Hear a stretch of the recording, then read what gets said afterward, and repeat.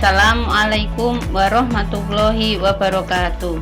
Selamat pagi Bapak Ibu Guru SMK Negeri 1 Girisubo. Perkenalkan, saya Siti Rohana SPD. Bapak Ibu Guru yang saya hormati, kemarin kami mengikuti BIMTEK tentang Sustainable Development Goals atau SDGs dalam proses pembelajaran yang berbasis Education for Sustainable Development atau ESD. Dari BIMTEK tersebut kami diharapkan untuk melakukan getok tular dalam bahasa Jawanya atau sharing ke teman-teman di SMK yang atau di sekolah yang tempat mengajar. Untuk itu Bapak Ibu, perkenankan kami untuk melakukan getok tular kepada Bapak Ibu semuanya. Mohon maaf, ini tidak bisa kami lakukan secara luring atau tatap muka berhubung karena keadaan selain setelah ujian pas kemarin kemudian ada bukan libur nggih, tapi ada WFH WFO sehingga tidak ada pertemuan yang bisa bareng-bareng. Kami membuatnya dalam video, kemudian nanti akan kami bagikan ke grup. Mohon Bapak Ibu untuk bisa melihat video tersebut. Terima kasih Bapak Ibu. Kami lanjutkan. Bapak Ibu semuanya, tentunya di dalam pikiran kita istilah ini asing nggih, tentang Sustainable Development Goals atau SDGs dalam proses pembelajaran. Nah, apa toh SDGs itu? SDGs atau Sustainable Development Goals dalam bahasa Indonesianya yaitu tujuan pembangunan berkelanjutan atau biasa disingkat TPP. Itu ditetapkan pada bulan September 2015 di dalam sidang umum PBB yang diikuti oleh 159 kepala negara. TPP atau SDGs menjadi agenda global 2030 yang dilaksanakan oleh seluruh negara di dunia. TPP atau SDGs tersebut berisikan 17 goals dan 169 target untuk periode pelaksanaannya tahun 2015 sampai 2030. Indonesia telah terlibat secara aktif dalam berbagai forum internasional dalam merumuskan SDGs tersebut. Sejalan dengan perumusan SDGs di tingkat global, Indonesia juga menyusun rencana pembangunan jangka menengah nasional atau RPJMN tahun 2015 sampai 2019 dan 2020 sampai 2024. Sehingga substansi yang terkandung dalam TPP atau SDGs telah selaras dengan RPJMN yang merupakan penjabaran nawacita sebagai visi misi Presiden. Nah, selanjutnya apa itu konsep dasar ESD atau Education Sustainable Development? SD sendiri atau Sustainable Development merupakan paradigma yang dikembangkan oleh United Nations. Konsep ini memuat pembangunan yang memenuhi kebutuhan saat ini tanpa mengorbankan kemampuan generasi mendatang untuk memenuhi kebutuhan mereka sendiri. Sustainability atau keberlanjutan adalah konsep berpikir tentang masa depan dengan mempertimbangkan 3 bidang, yaitu lingkungan, sosial, dan ekonomi yang saling berkaitan secara harmonis. Penyampaian ESD menekankan pada pengetahuan yang konkret dan relevan, belajar sambil melakukan, mendorong kreativitas, literasi informasi, kompetensi kolaboratif dan budaya, manajemen individu dan tim, etika ekologi, tanggung jawab ekonomi dan sosial. Teknologi modern dapat menjadi alat penting untuk mencapai pembangunan berkelanjutan. Tujuan pembangunan berkelanjutan atau PBB sendiri adalah yaitu pembangunan yang menjaga peningkatan kesejahteraan ekonomi masyarakat secara berkesinambungan, pembangunan yang menjaga keberlanjutan kehidupan sosial masyarakat, pembangunan yang menjaga kualitas lingkungan hidup, serta pembangunan yang menjamin keadilan dan terlaksananya tata kelola yang mampu menjaga peningkatan kualitas hidup dari satu generasi ke generasi berikutnya. Apa saja tujuan atau goals tersebut? Ada 17 Bapak Ibu, yang terdiri dari 1. Tanpa kemiskinan, 2. Tanpa kelaparan, 3. Kehidupan sehat dan sejahtera, 4. Pendidikan berkualitas, 5. Kesetaraan gender, 6. Air bersih dan sanitasi layak, 7. Energi bersih dan terjangkau, 8. Pekerjaan layak dan pertumbuhan ekonomi, 9. Industri, inovasi dan infrastruktur, 10. Berkurangnya kesenjangan, 11. Kota dan pemukiman yang berkelanjutan, 12. Konsumsi dan produksi yang bertanggung jawab, 13. Penanganan perubahan iklim, 14. Ekosistem lautan, 15. Ekosistem daratan, 16. Perdamaian, keadilan dan kelembagaan yang tangguh, 17. Terakhir yaitu kemitraan untuk mencapai tujuan. Itulah 17 goals atau tujuan yang diharapkan dengan adanya pembangunan berkelanjutan tersebut Bapak Ibu. Nah, simbol-simbol dari SDGs sendiri ini ada 17 ini Bapak Ibu bisa dilihat simbol-simbolnya.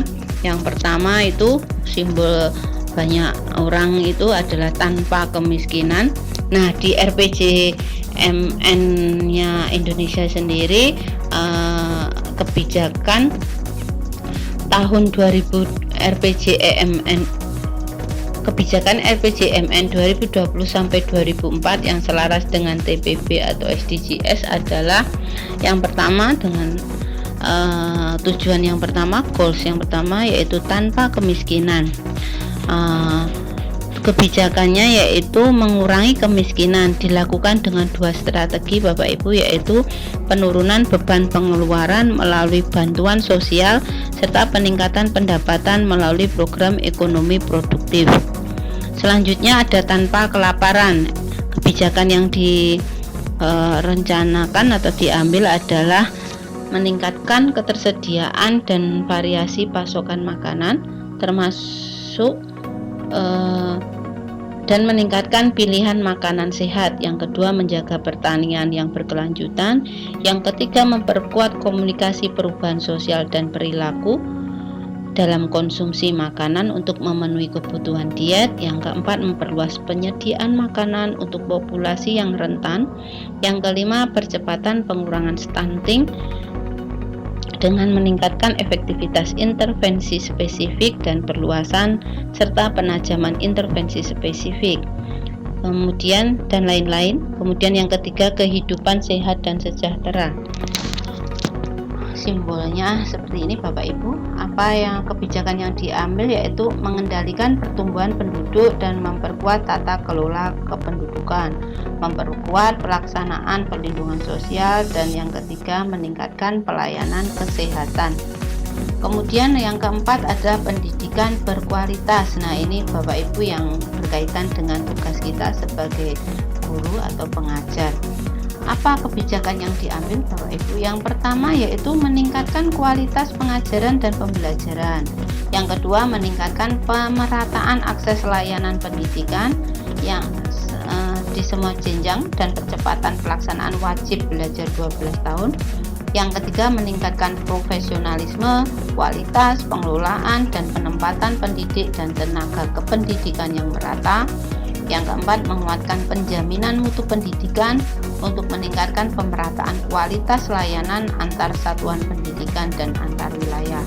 Yang kelima, meningkatkan tata kelola pembangunan pendidikan, strategi pembiayaan, dan yang keenam, meningkatkan efektivitas pemanfaatan anggaran pendidikan.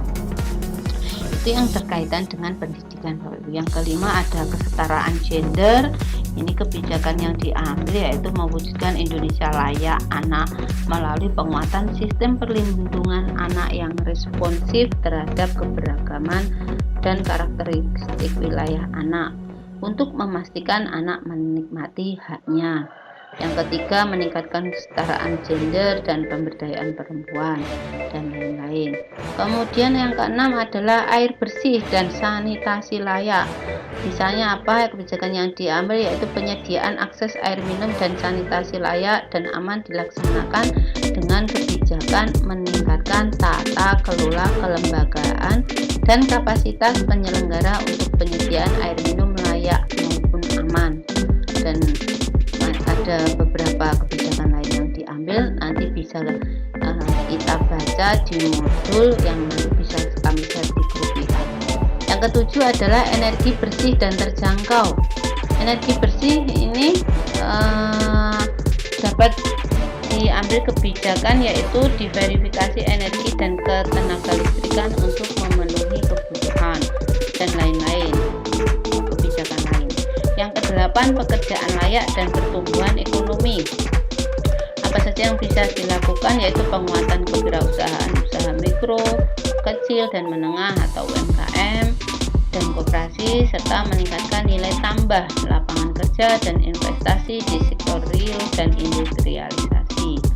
Yang kesembilan yaitu industri, inovasi, dan infrastruktur. Apa saja kebijakan yang diambil, yaitu menguatkan infrastruktur ekonomi melalui koneksitas jalan, kereta api, laut, udara, dan darat, serta kebijakan yang lain. Yang ke-10 adalah berkurangnya kesenjangan, yaitu mengentaskan kemiskinan, mengendalikan pertumbuhan penduduk, melakukan pembangunan kewilayahan, memperkuat pelaksanaan perlindungan sosial, dan lain-lain. Yang ke-11 adalah kota dan pemukiman yang berkelanjutan. Apa saja yang bisa dilakukan, yaitu penguatan sistem pembiayaan serta sistem pemanfaatan lahan dan penyediaan perumahan, serta kebijakan yang lain. Yang ke-12 yaitu konsumsi dan produksi yang berkelanjutan. Contohnya yaitu dengan peningkatan kualitas lingkungan hidup agar dapat menopang pelaksanaan pembangunan, penanganan limbah, pengembangan industri hijau, dan lain-lain.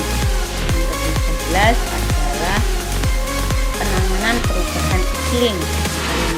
Kebijakan yang adalah peningkatan ketahanan bencana dan iklim, pembangunan rendah karbon, peningkatan ketahanan bencana dan iklim.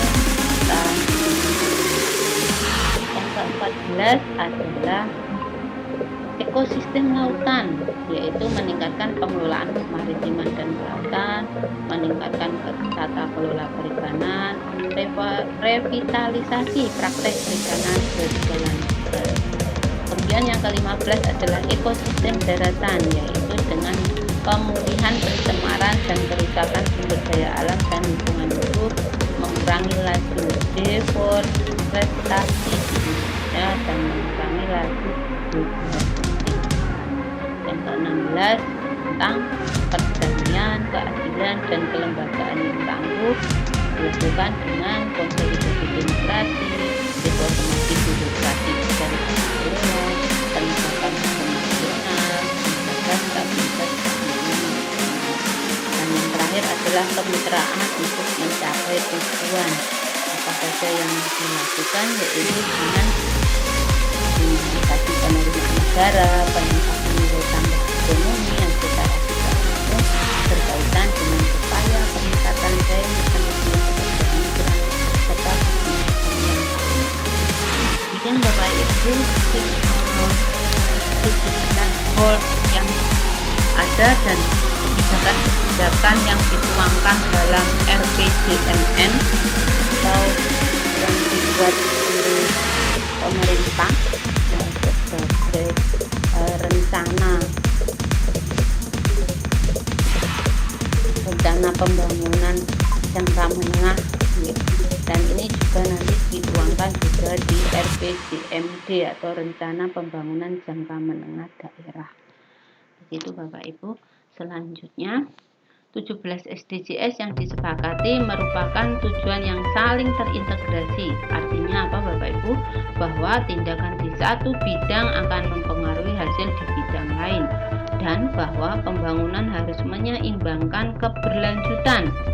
Jadi tidak hanya sekali pakai, tetapi untuk kedepannya masih bisa dilalui. dimanfaatkan, yaitu di sosial, ekonomi, dan lingkungan. SDGs juga dirancang untuk membawa dunia pada level 0 yang mengubah hidup, termasuk 0 kemiskinan, 0 kelaparan, air, dan diskriminasi terhadap perempuan dan anak perempuan. Oleh karena itu diperlukan kreativitas, pengetahuan, teknologi, dan sumber daya keuangan dari seluruh masyarakat untuk mencapai SDGs dengan sosial konteks. Sesuai dengan mandat Perpres pelaksanaan pencapaian tujuan pembangunan berkelanjutan, maka akan disusun dokumen rencana aksi TPB atau SDGs di tingkat nasional dan daerah.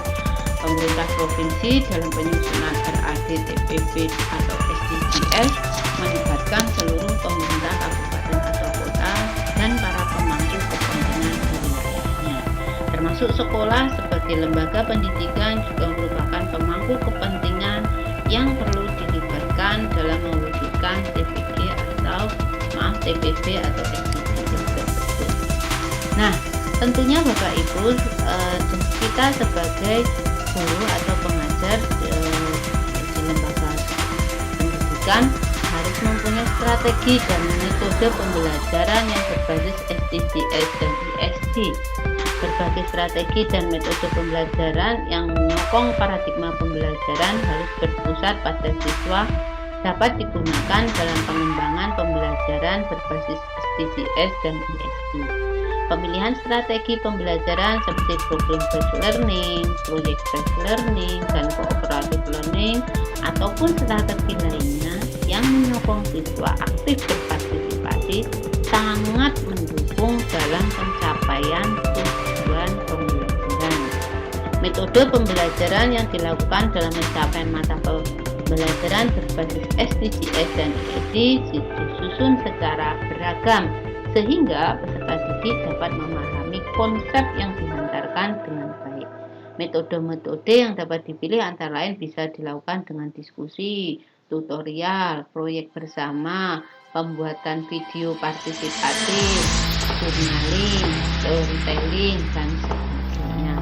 Tentunya disesuaikan dengan mata pelajaran kita Bapak Ibu, dan kalau bisa pembelajarannya dibuat semenarik mungkin dan itu merupakan aksi nyata sehingga anak-anak akan dibiasakan untuk berperilaku yang bisa mewujudkan goals tersebut. Selanjutnya Bapak Ibu, tentunya dari strategi metode itu kita tuangkan ke dalam RPP kita. Nah, bagaimana pengembangan RPP mata ajar berbasis SDGs dan ISD dengan bermanfaatan TK? RPP yang sangat penting dalam memberikan arah proses pembelajaran. RPP yang didesain dengan baik dan mempertimbangkan kondisi siswa dan sumber daya serta penggunaan teknologi belajar, dalam hal ini teknologi informasi dan komunikasi, untuk menyokong SDGs dan ISD perlu dijelaskan dengan baik dalam RPP sehingga para pelaku proses belajar dan mengajar dapat menjalankan mata ajar dengan baik yang ditandai dengan tercapainya tujuan pembelajaran. Nah, ini Bapak Ibu contoh RPP yang kami buat. Ini saya karena mengajar PPKN, maka contoh yang saya buat adalah nanti pembelajaran saya dalam di kelas saat pembelajaran PPKN ini yang dapat saya includekan 17 goals tersebut kami tayangkan sebagai berikut. Tentunya ini RPP hanya sebagai contoh Bapak Ibu, tidak saklek harus seperti ini. Monggo Bapak Ibu nanti bisa menyesuaikan dengan mapel Bapak Ibu, dan tidak harus dengan video saja, tetapi bisa dengan yang lainnya, bisa dengan penugasan, bisa dengan kasus, atau bisa dengan proyek bahkan ya. Itu tergantung disesuaikan dengan mapel Bapak Ibu. Yang penting ada 17 goals atau tujuan pembelajaran pembangunan berkelanjutan tadi diinkludkan ke mapel Bapak Ibu. Tidak harus semua Bapak Ibu, boleh memilih salah satu, atau kalau bisa nggih semakin banyak tujuan-tujuan tersebut diinkludkan ke pembelajaran kita, ada kompetensi-kompetensi kognitif, keterampilan afektif yang dimiliki oleh peserta didik, oleh siswa kita, tentunya akan semakin lebih baik. Nah, ini saya buat RPP tentang PPKN. Ini saya ambil tentang aktivitas pembelajarannya. Apa saja aktivitas pembelajaran ini? Bapak Ibu bisa dengan, bila dihubungkan dengan SDGs, bisa dengan melakukan kegiatan, bisa penugasan, kasus, skenario, video, dan lain-lain. Nah, kegiatan yang saya lakukan yang pertama adalah dengan menayangkan sebuah video tentang kemiskinan, salah satu ancaman negara di bidang sosial budaya ini Bapak Ibu. Kemudian siswa nanti diminta untuk menganalisis tentang video tersebut. Nah, setelah itu siswa juga diminta untuk mempelajari materi di buku paket. Dan untuk tugas rumah, siswa diminta untuk membuat TikTok tentang ancaman terhadap negara di bidang Ipolexus Hankam. Ada hubungannya tidak nggih itu? Nah, itu nanti akan kami jelaskan.